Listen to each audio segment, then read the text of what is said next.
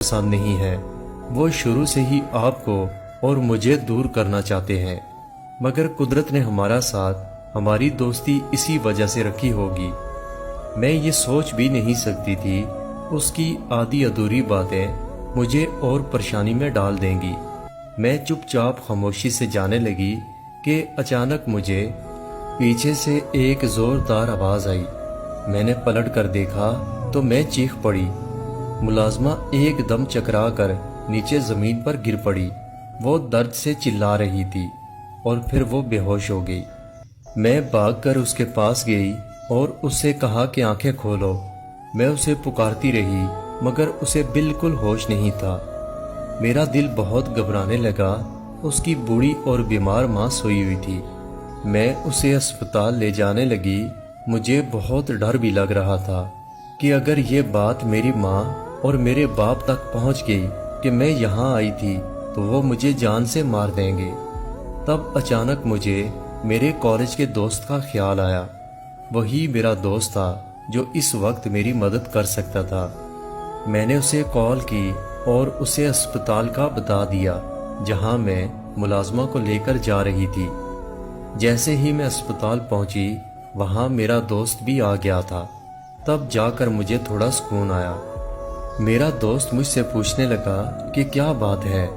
मैंने उसे आधी बात बता दी कि मेरी एक दोस्त है, उसकी हालत बहुत ख़राब है और उसे मुझे यहाँ लाना पड़ गया।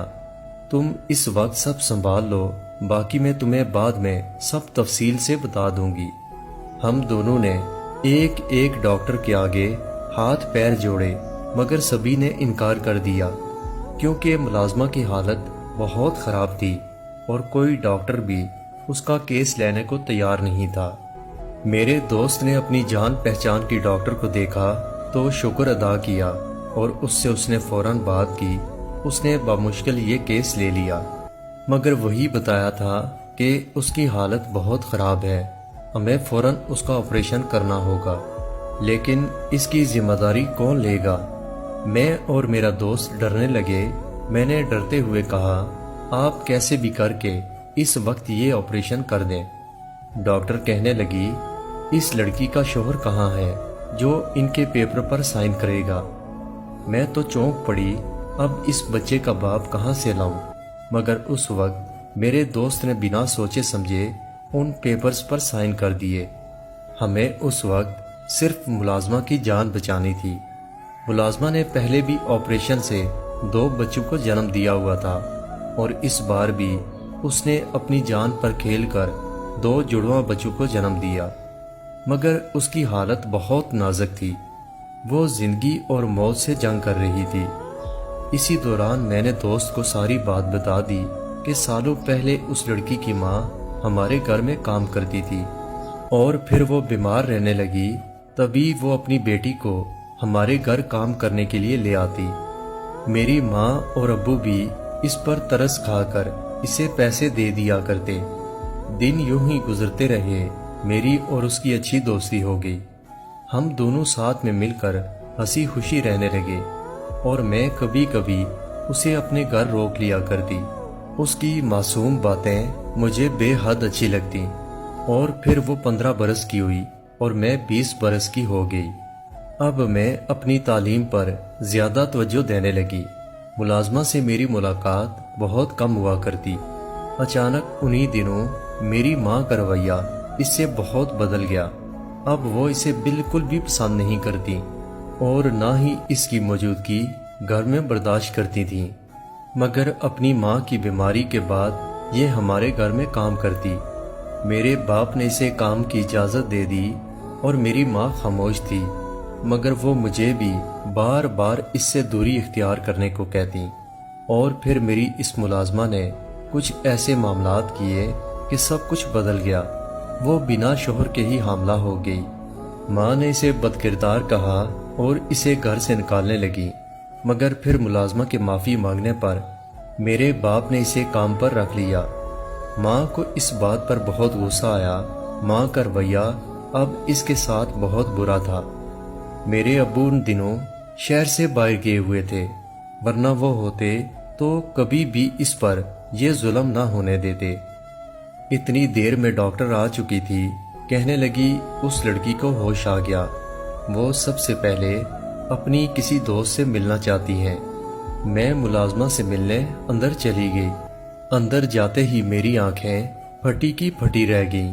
وہ لڑکی جس کی سانسیں بری طرح پھول رہی تھیں اور اس کی حالت بگڑتی ہی جا رہی تھی، اسے دیکھ کر میرا تو دل زور زور سے دھڑکنے لگا۔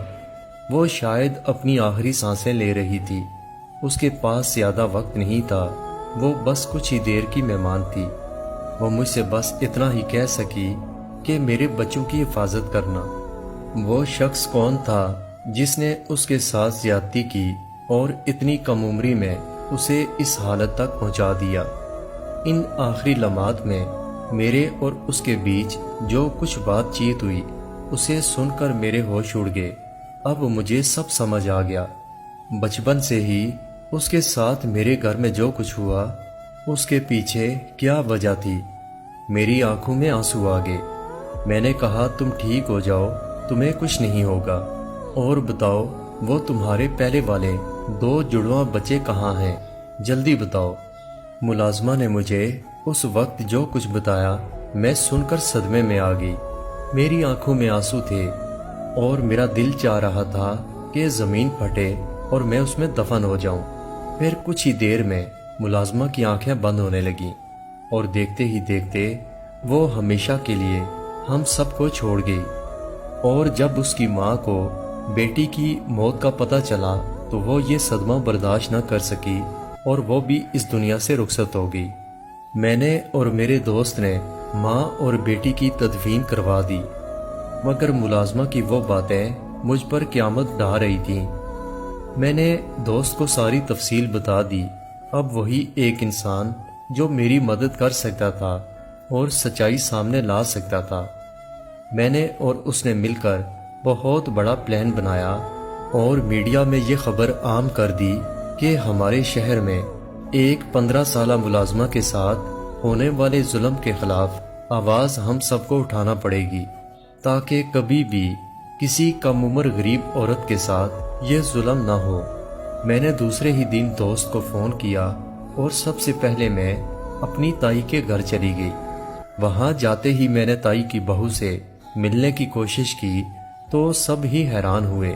میں اور میرا دوست ایک ساتھ اس سے ملاقات کرنے گئے اور میں نے اس سے اپنی ملازمہ کے دونوں جڑواں بچوں کے بارے میں ساری معلومات لیں جو کہ اب تک اس کے پاس رہ رہے تھے، کیونکہ اس کی اپنی کوئی اولاد نہیں تھی اور اس نے ان دونوں بچوں کی ذمہ داری لے لی، اور ہم دونوں نے اس سے اجازت لے کر اس کے بچوں کے خون کے سیمپل لے کر وہاں سے چل پڑے۔ اس کے بعد ہم اسپتال پہنچے۔ وہاں ہم نے پہلے ہی ملازمہ کے پیدا ہونے والے بچوں کے خون کے سیمپل اسپتال والوں کی اجازت سے لے لیے تھے اور ان سب کے ٹیسٹ کروائے۔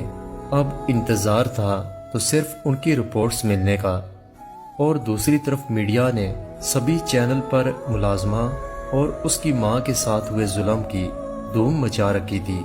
اور پھر ایک روز ہماری ملاقات ہمارے علاقے کے قاضی سے ہوئی۔ ان سے پوچھنے کے بعد جو حقیقت ہمارے سامنے آئی، اب سارا سچ کھل کر ہمارے سامنے آ گیا تھا۔ دوسری طرف رپورٹس بھی آنے والی تھی جن سے یہ ثابت ہونے جا رہا تھا کہ وہ چاروں بچے آپس میں بہن بھائی ہیں۔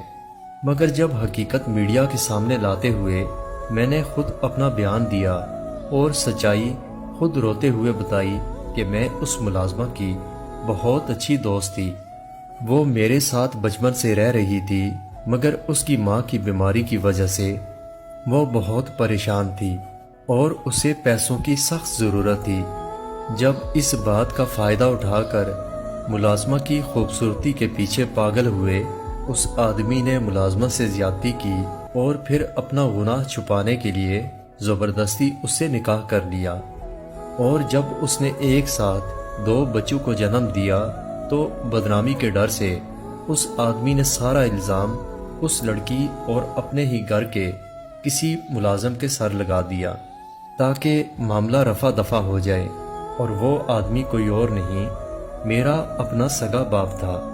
جو پہلے بھی اس بچی کے ساتھ گناہ کرتا رہا